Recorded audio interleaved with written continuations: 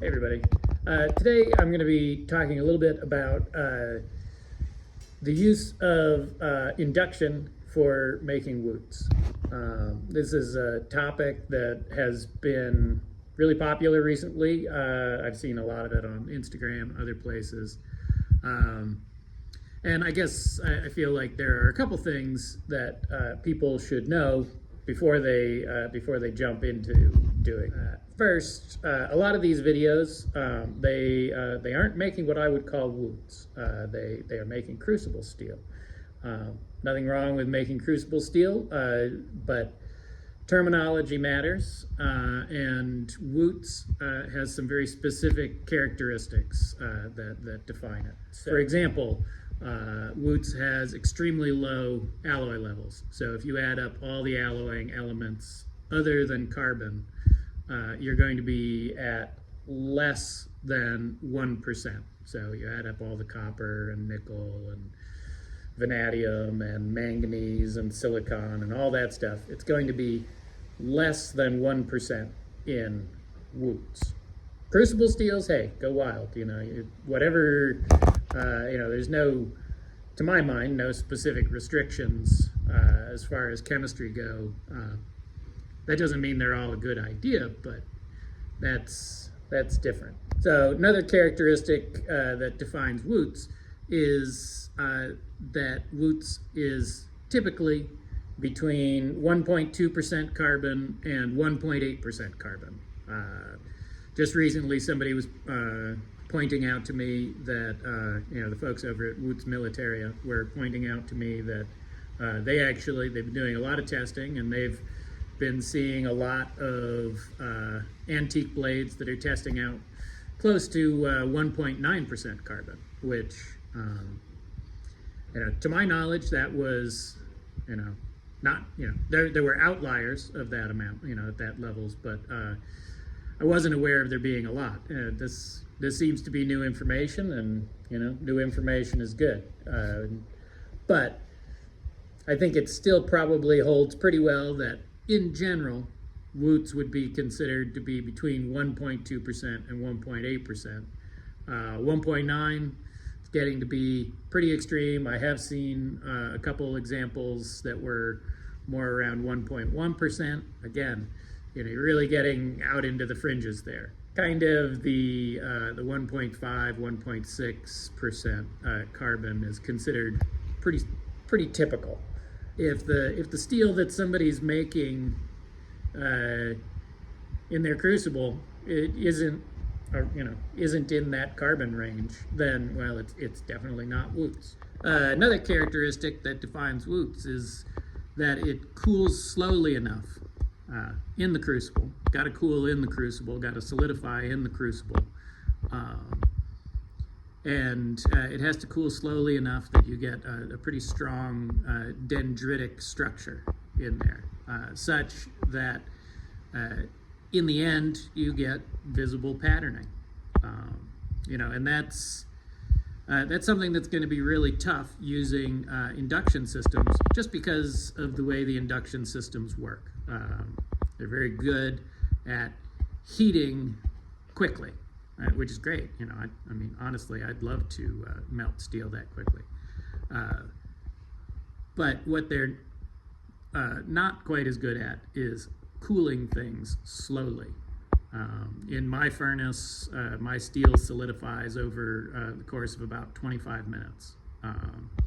And that's going to be harder to do using induction. There's a couple reasons why that's going to be harder to do using induction. First reason is that the induction systems always have water or coolant running through the induction coils. And that coolant needs to continue running until it's not being heated above the boiling temperature of water anymore. So if you shut off that system, that circulating system, while there's a hot crucible still inside the coils, you're going to blow those coils up. You'll probably actually completely destroy the machine because The coolant will flash to steam. You'll get crazy pressure in there. Maybe nothing bad happens. Maybe bad things happen. I can't say absolutely for certain. Another issue there is that most of the coils have some area of silver braze or silver solder on them, and attaching one part to another.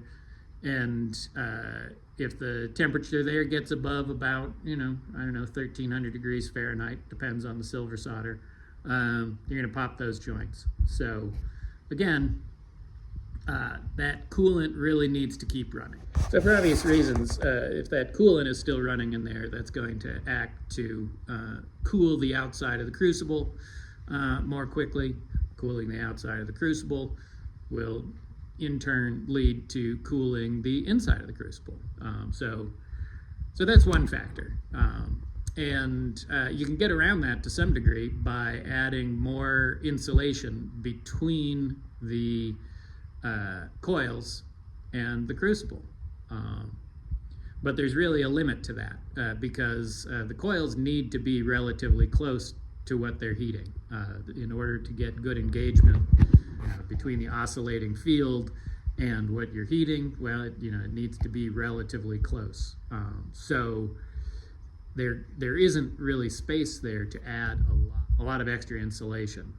So it's going to be tricky to slow the cooling process in that fashion. Having said this, I've been sent some pictures from one smith who is melting steel using his induction forge, and he is getting patterns at the end.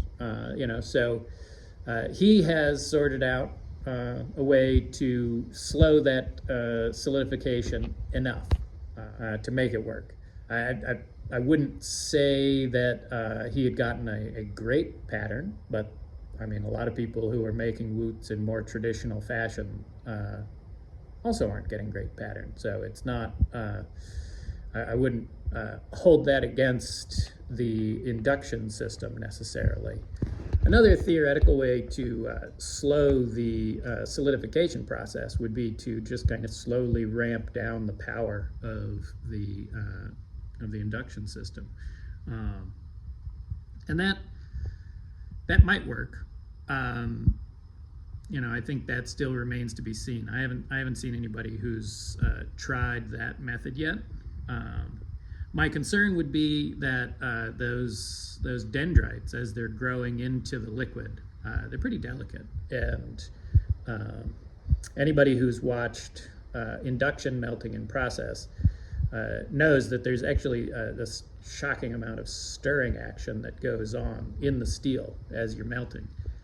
So my concern is that if you're ramping down the power of the system as a way of slowing the cooling and solidification rate, my concern is that the stirring action of the magnetic field is still going to be moving that liquid around enough, putting enough torque on those dendrites that it'll be breaking pieces off. And how that plays out in the end pattern, just in how solidification occurs in general, I really am not sure. Like I said, I haven't seen examples, so I can't. This is more of a theoretical concern. The others are definitely, those are things that I'm fairly certain of as complications in the process. Two things I want to be really clear on here are that, one, I'm not anti-crucible steel. I think it's great that folks are playing around with some different chemistries and things.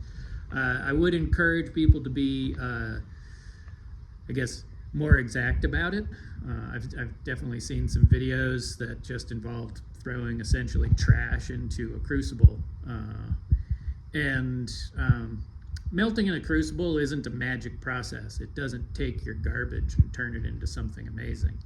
So, it might turn it into a solid ingot, but it's not going to change that you've got a mishmash of chemistries in there.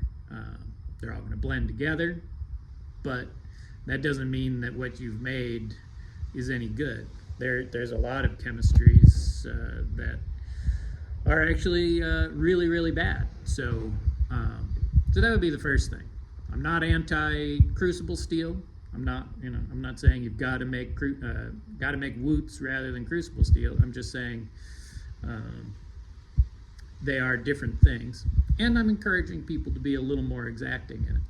Secondly, I'm not anti-technology. I'm not against the use of induction. I actually pursued that at one point. The units that were available when I was trying really weren't up to the task, so I wasn't able to do any great testing with it.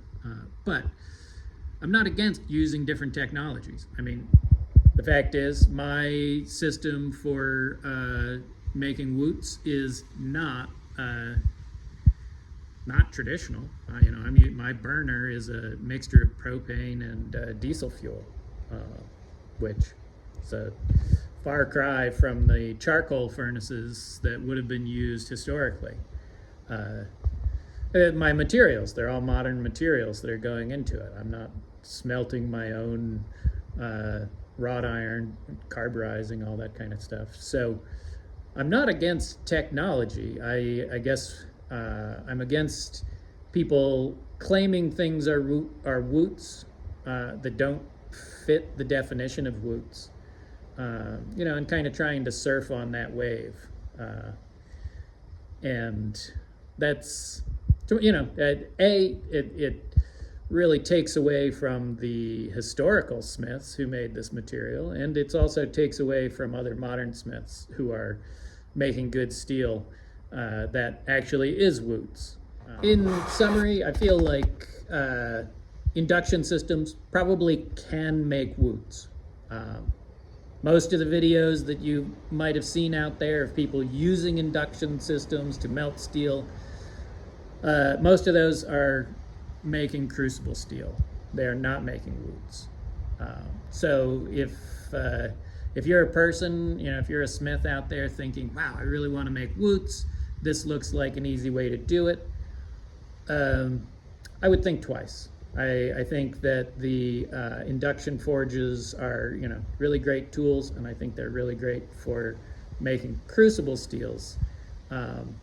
If your interest is in making Wootz specifically, or in making, highly patterned crucible steels, I think it's going to be a bit trickier than it appears. In a more general sense, I would also note that I have a reasonable amount of experience using induction, not for melting steel, but for other purposes. And my finding has always been that induction is really good for a few things and kind of terrible for everything else. If you're used to working in a gas forge, I think you'll find it's a very hard transition to working out of induction.